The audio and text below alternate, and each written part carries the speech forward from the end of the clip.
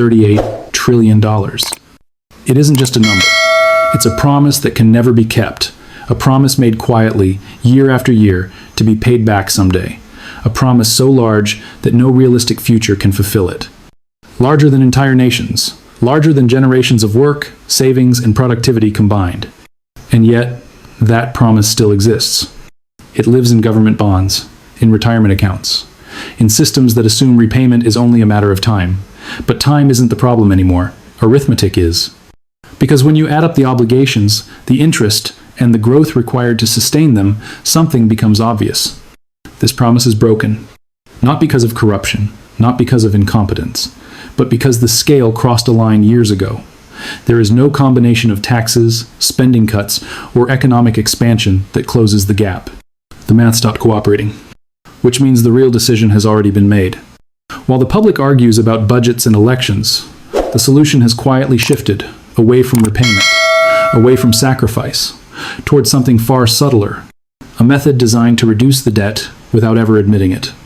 And if the promise can't be kept, what replaces it? For decades we've been told the same story, that somehow, eventually, this will all balance out, that higher taxes will fill the gap, that smarter spending will fix the problem. That innovation and growth will carry us out of the hole, the way it always has before.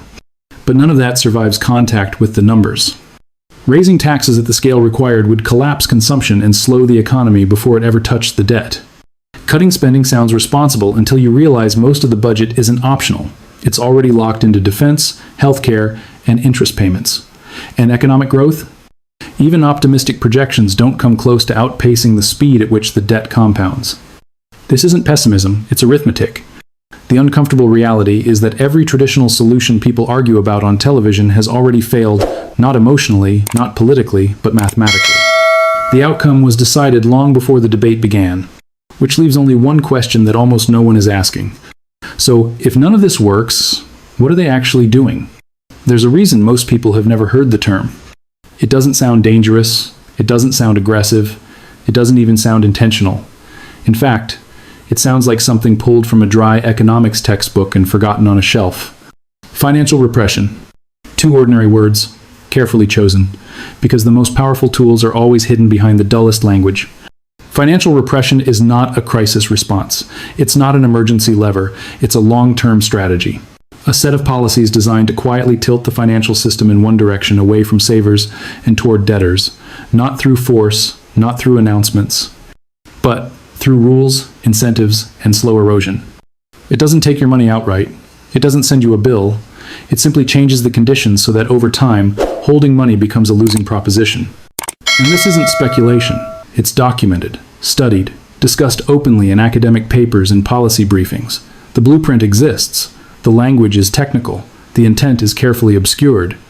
Because the most effective theft never announces itself. This story didn't begin in the modern era. It didn't start with trillion-dollar deficits, or digital money, or central banks experimenting in real time. It's older than that. Because what's happening now has already happened before, almost step for step. Different decade, different numbers, same problem, same solution. History has a habit of repeating itself when the math becomes unavoidable. The last time the United States faced debt levels this extreme, the situation looked just as hopeless. The obligations were massive. The political options were exhausted. Paying it back in the traditional sense was impossible, and yet, within a generation, the debt largely vanished. No dramatic default, no national bankruptcy, no public reckoning. Most people remember that period as a golden age, a post-war boom, an economic miracle, a time of prosperity and growth. But that story leaves something out. Because when you look past the nostalgia and into the mechanics, a different pattern emerges. A quieter one, a deliberate one. Debt didn't disappear because the system became more virtuous. It disappeared because it was slowly transferred. And the last time this happened, almost no one noticed. In 1945, the United States emerged from World War II as the most powerful nation on earth and the most indebted. Federal debt had exploded to levels never seen before, more than 100% of the country's entire economic output. At the time, economists understood something the public didn't. This debt was mathematically unpayable. Taxes were already high. Wartime spending had ended, but cutting deeper wouldn't come close to solving the problem, and economic growth alone wasn't enough to erase obligations that large. So a different path was chosen. Not loudly, not publicly, but deliberately. The U.S. Treasury and the Federal Reserve began working in coordination. Interest rates on government bonds were capped. Banks were guided and in some cases required to hold government debt. Inflation was allowed to run higher than the returns paid to savers, year after year.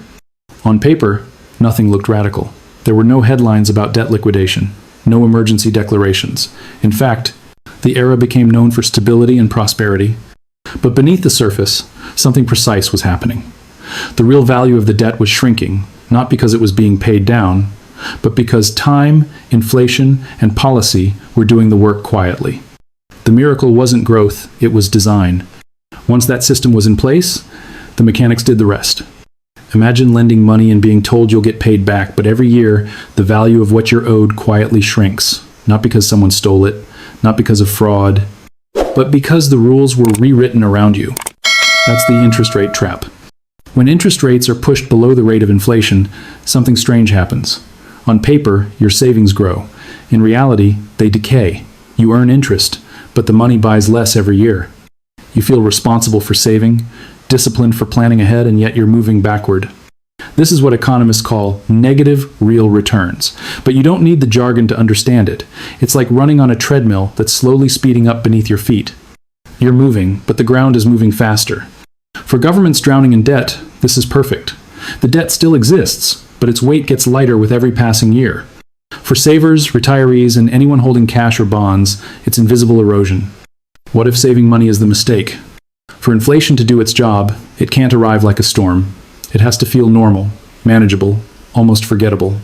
That's why the most effective inflation isn't the kind that sparks panic. It's the kind that slips into everyday life quietly.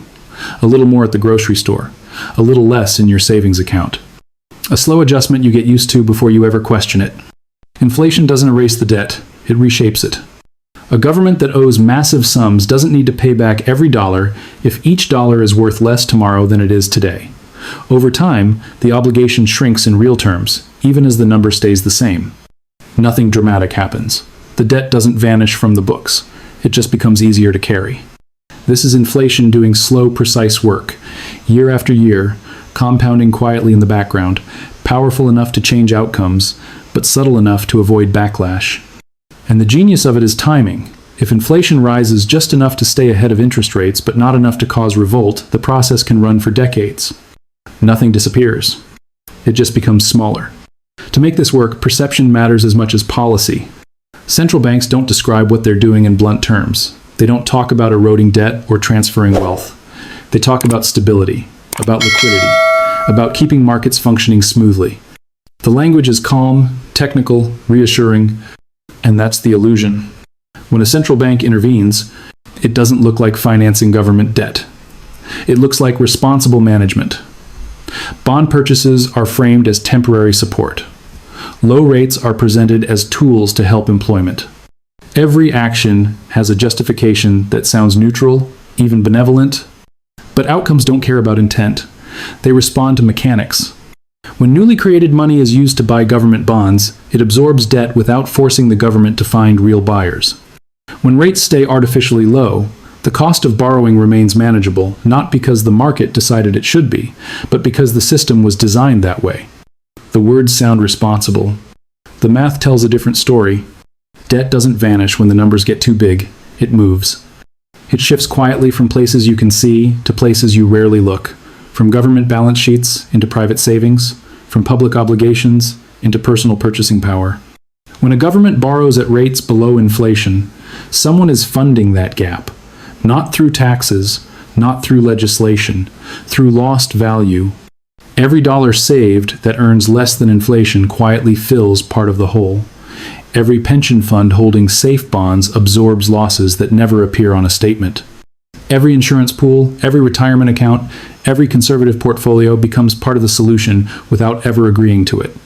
This is the transfer most people never notice. The government still owes the money. Bondholders still get paid. Nothing breaks. Nothing defaults. But the real cost is carried elsewhere, spread thin across millions of people over long periods of time. Slow enough to feel normal, broad enough to avoid outrage. It's not punishment. It's design. Because someone always pays, The only question is who. Choice is powerful, so the system removes it. Most people assume investors freely decide where their money goes, that markets allocate capital naturally, guided by risk and reward, but that assumption stops holding up once regulations quietly step in. Banks don't just prefer government bonds. They're required to hold them. Pension funds don't simply choose safe assets. They're guided there by rules, incentives, and fiduciary standards that punish deviation. Insurance companies are boxed into similar corners. Even money market funds are structured so that avoiding government debt becomes nearly impossible. This isn't persuasion, it's architecture. The rules don't say, you must finance the government. They say, if you don't, you won't be allowed to operate. Capital flows where it's told, not where it earns the most. Risk is no longer priced by markets alone, it's defined by regulation. Over time, this creates a captive system. A financial cage where trillions of dollars are legally funneled into funding government obligations, regardless of return. No announcements, no votes, just compliance. And once the cage is built, the system doesn't need to ask permission anymore. What if the system doesn't allow escape? There's another lever that makes this entire system work faster, and it reaches far beyond U.S. borders. A weaker dollar. When most countries borrow, they face a risk the United States doesn't. Their debt is often tied to foreign currencies. If their currency weakens, their debt becomes harder to repay. But America operates under a different rule set. Almost all of its debt is denominated in its own currency. That changes everything. When the dollar loses value, the nominal debt stays the same, but the real burden shrinks. The government repays yesterday's obligations with today's cheaper dollars. On the surface, nothing looks unusual. Exchange rates move all the time. Markets fluctuate. Analysts debate causes. But underneath, the math is relentless. Every step down in the dollar's value quietly shifts part of the cost outward. Foreign governments, central banks, and institutions holding U.S. debt absorb losses in their own currency terms. The burden doesn't disappear, it's exported. And that creates a strange paradox. The weaker the dollar gets, the lighter the debt feels. The system breathes easier, pressure releases. Which raises an uncomfortable question. Is currency weakness a symptom or a tool? There's a final illusion that makes all of this appear successful, even healthy. It shows up in charts, in reports, in official projections that say things are improving. Debt is still large, but suddenly it looks more manageable, safer, under control. That illusion lives in a ratio, debt to GDP. When people hear that number falling, they assume debt is being reduced. But that's not what the math actually says, because the ratio doesn't care how it improves, only that it does. If the economy grows faster than the debt, the ratio shrinks. But here's the part almost no one talks about. Growth doesn't have to be real, it just has to be nominal. Inflation counts. Price increases count. Everything becoming more expensive counts. If GDP rises because goods cost more, the denominator grows even if living standards don't. The debt hasn't gone down. The fraction just looks better on paper. And that's enough to reassure markets, calm politicians, and sell the story that progress is being made. What if improvement is just arithmetic? By this point, the pattern becomes impossible to ignore. Because once you understand how the system works, the outcomes stop looking random. Some people win. Anyone with large, fixed debt benefits when money loses value. Borrowers watch the real weight of what they owe shrink year after year. Monthly payments stay the same, but incomes slowly rise with inflation. The debt doesn't disappear, it becomes easier to live with. Governments sit at the very top of that list. As the largest debtor of all, every percentage point of inflation quietly works in their favor. But someone has to absorb the other side. Savers do. Retirees do. People who did everything right, worked, saved, avoided risk, find themselves running in place. Their money earns interest, but not enough to keep up.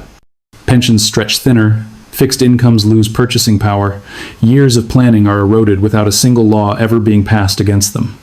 This is where the story turns personal. The system doesn't punish recklessness, it penalizes patience. It doesn't reward restraint, it rewards leverage. And once you see who benefits and who pays, the design becomes clear. The system doesn't hurt everyone equally. If this were happening openly, it would be impossible to maintain. People would resist. Headlines would scream, politicians would be forced to explain themselves. But that's exactly why the strategy depends on something else entirely. Invisibility. Most people don't feel robbed, they feel squeezed. They notice prices creeping up, savings not stretching as far, their paycheck doing a little less each year. But they don't connect those feelings to policy. They blame supply chains, corporations, greed, bad luck. The system relies on that confusion. There's no single moment to point to, no bill in the mail, no announcement that says, your purchasing power has been reduced to pay down government debt. The cost is spread thin, across millions of transactions, over long periods of time. Too gradual to trigger revolt, too complex to trace. And because the cause stays hidden, so does the anger. You don't fight what you can't see. What makes this possible isn't just domestic policy, it's coordination. The United States isn't acting alone. Other major economies face the same problem, massive debt levels that can't be repaid without destabilizing their societies. And over time, they've converged on remarkably similar solutions. In Japan, interest rates have been held near zero for decades. Government bonds are purchased directly and indirectly to cap borrowing costs. In Europe, central banks have done the same, suppressing yields while expanding their balance sheets in the name of stability. Different languages, different institutions, same mechanics. This matters because financial repression works best when no single country stands out. If only one nation weakens its currency or suppresses rates, markets react violently. Capital flees, confidence breaks. But when multiple major economies move together, the pressure diffuses. Exchange rates shift slowly. The system stays intact. It only works if everyone plays along. And that coordination creates the illusion of normalcy, a global environment where nothing seems broken, even as value is quietly extracted everywhere at once. For all its precision, this system has a limit. It depends on trust. Inflation has to stay high enough to reduce the real burden of debt, but low enough that people tolerate it. Interest rates must remain suppressed, but not so obviously that markets panic. Currency weakness has to feel like fluctuation, not collapse. Every lever must move, but never too fast. Because once confidence breaks, the entire strategy unravels. If people stop believing their money will hold value, they stop behaving normally. They rush to spend. They hoard real assets. They abandon the rules the system depends on. Inflation accelerates beyond control, not because policy changed, but because belief did. That's the risk no central bank can fully manage. Push too hard, and inflation runs away. Move too slowly, and the debt never shrinks enough. Raise rates, and interest costs explode. Keep them low, and credibility erodes. There is no safe setting, only constant adjustment. Every system breaks if pushed too far. The question isn't whether this strategy works. History proves that it does. The question is whether it can be maintained long enough to finish the job before trust runs out. If you follow the pattern, the next phase is already visible. Not in headlines, in trajectories. Historically, when governments rely on this strategy, the timeline isn't measured in months or election cycles. It's measured in decades, slow enough that it feels permanent.